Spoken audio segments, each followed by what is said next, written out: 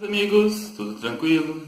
Eu estou aqui para gravar uma série de vídeos para aquele pessoal que vai fazer o vestibular da UEM, o vestibular da Paz UEM. E andei estudando os últimos vestibulares da UEM, 2015, 2016, 2017, e essa sequência de aulas, a partir de agora, vai ser mais direcionada ao pessoal da segunda etapa. Então, num outro momento, né? Eu vou fazer também para o pessoal da primeira etapa. Nós vamos estar trabalhando com essas aulas no cursinho, num curso específico para isso. Então a gente vai se ater a toda a parte de conhecimentos gerais voltado para a geografia, para a filosofia, para artes, para a sociologia. Eu fiz umas aulas muito bacanas. É claro que bem resumidas, é importante vocês procurarem outros materiais além do que eu vou oferecer, né? Estudar utilizando as apostilas, prestar bastante atenção nas aulas, enfim. Lembrando que o vestibular da UEM ele é somatório, são questões de verdadeiro ou falso, né? Aí você tem que marcar as verdadeiras e somar e colocar apenas o resultado. Então é um vestibular bastante atípico, não é só de múltipla escolha. Bom, em determinado momento da nossa aula eu vou usar slides.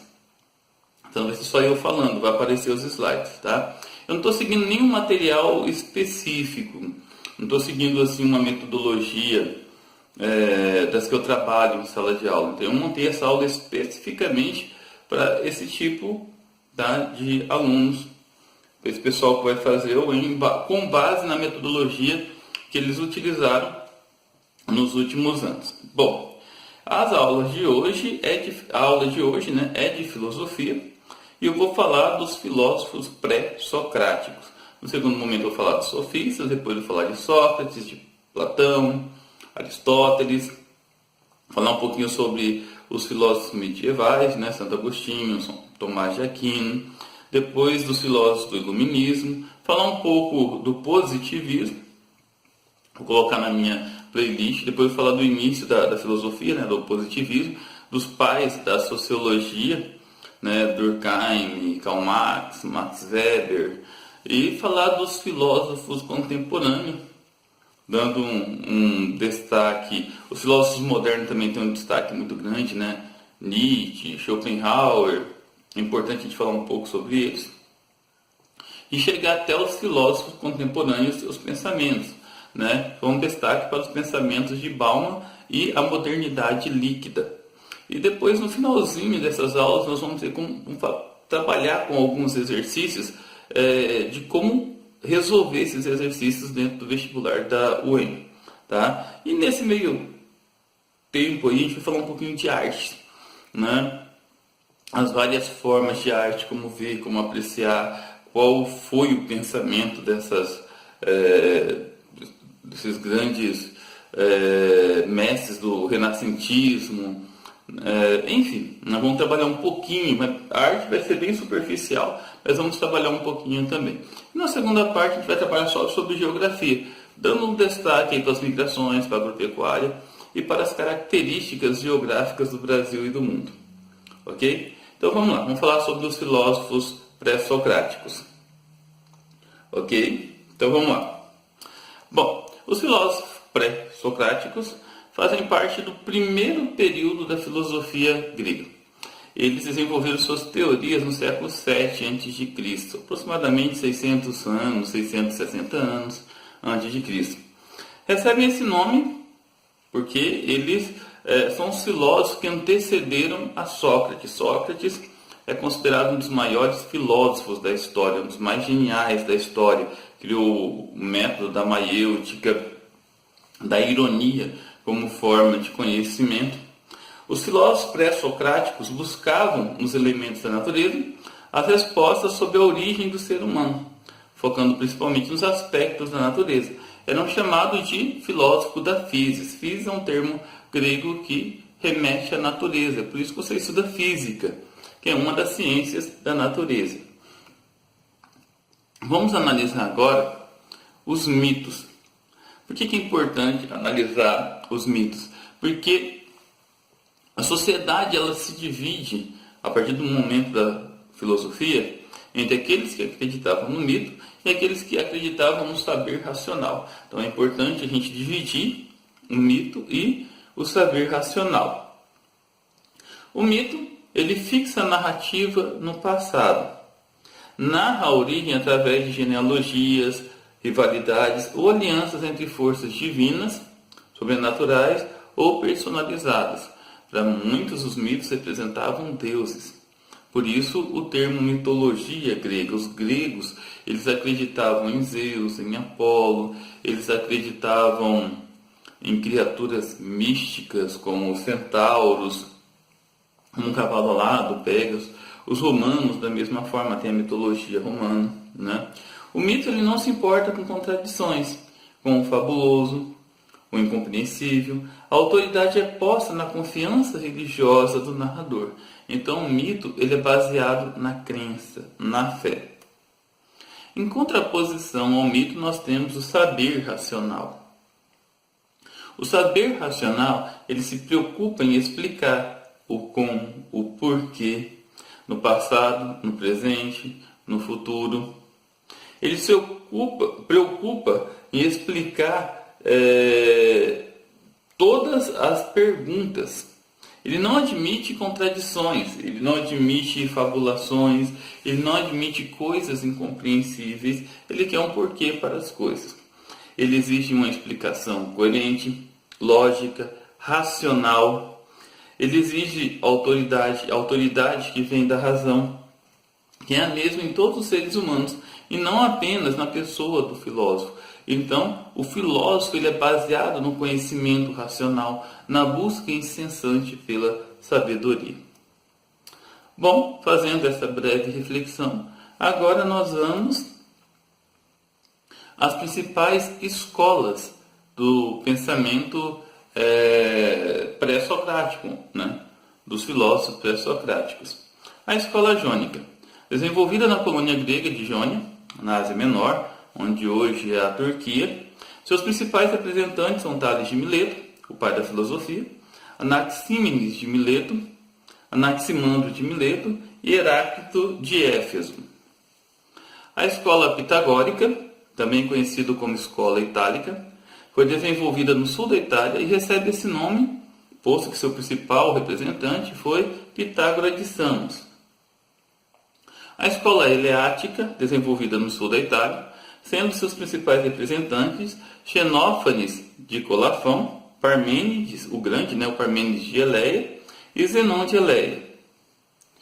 A escola atomista, também chamada de atomismo, foi desenvolvida na região da Trácia, sendo seus principais representantes Demócrito de Abdera e Leucito de Abdera. Ok, então vamos rapidamente ver um pouquinho, bem pouquinho, sobre esses principais filósofos pré-socráticos. Bom, esse que vocês estão vendo aqui no slide é Tales de Mileto.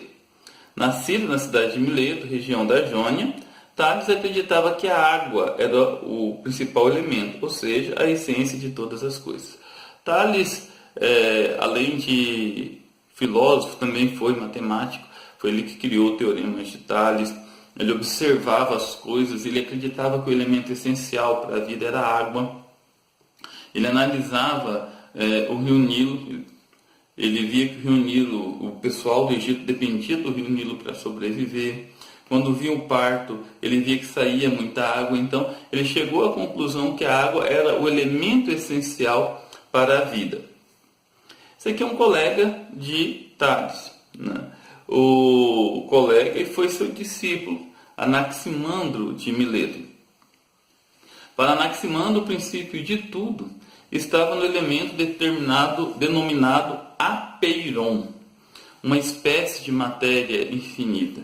O apeiron, segundo Anaximandro, era algo que não se podia explicar, mas era o principal responsável pela origem da vida, pela origem de tudo, que não era só apenas a água, era algo inexplicável. Anaxímenes de Mileto foi discípulo de Anaximandro, também nascido em Mileto.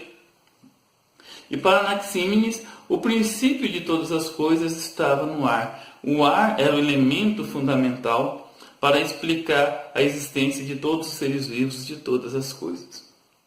Heráclito de Éfeso é um dos principais filósofos pré-socráticos, um dos mais estudados.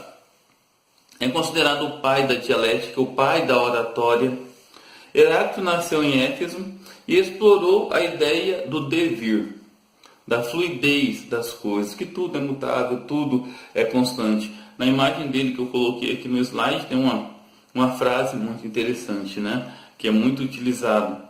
Nenhum homem pode banhar-se 2 vezes no mesmo rio, pois na segunda vez o rio já não é mais o mesmo, nem tampouco o homem, tudo flui. Para ele, o princípio de todas as coisas estava contido no elemento do fogo.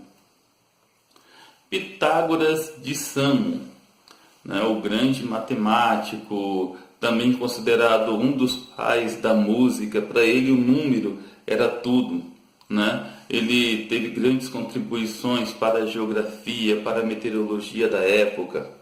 Ele nasceu na cidade de Samos. Para ele os números foram seus principais elementos de estudo. A matemática já existia antes do homem existir. Você pode não acreditar, mas os números estão presentes. Essa sala onde eu estou aqui, ela tem uma metragem, ela tem um comprimento, ela tem uma largura. Da base ao teto ela tem uma altura. Mesmo que eu fosse um bebê e não conhecesse os números, esses números ainda assim existiriam. Essa é a base do pensamento de Pitágoras. Xenófanes de Colófon. Nascido em Colófon, Xenófanes foi um dos fundadores da escola eleática. Ele se opunha ao misticismo da filosofia e o antropomorfismo. Foi um grande pensador para a época. Parmênides, considerado a segunda maior influência de Platão, também foi conhecido como Parmênides o Grande. Parmênides de Eleia foi discípulo de Xenófanes, focou os conceitos da aletheia e de doxa, onde o primeiro significa a luz, a verdade, e o segundo é relativo à opinião. Ele, as suas bases, as suas ideias, muito baseado na imutabilidade, na imobilidade. É um filósofo que já foi cobrado no Enem várias vezes. No Enem de 2013 tinha uma referência, só que foi na matéria de português, falando sobre a questão da movimentação. Na área de ciências humanas também já caiu sobre ele. Um filósofo bastante estudado devido às suas ideias. E ele também se contrapunha muito às ideias de Heráclito, que é a questão da mutabilidade, do devir. Zenão de Eleia foi discípulo de Parmênides. Zenão nasceu em Eleia e seu grande defensor, ele foi um grande defensor das ideias do seu mestre, filosofando sobretudo acerca da dialética e do paradoxo. Demócrito de Abdera. Nascido em Abdera, Demócrito foi discípulo de Leucipo. Para ele, o átomo era o princípio de todas as coisas.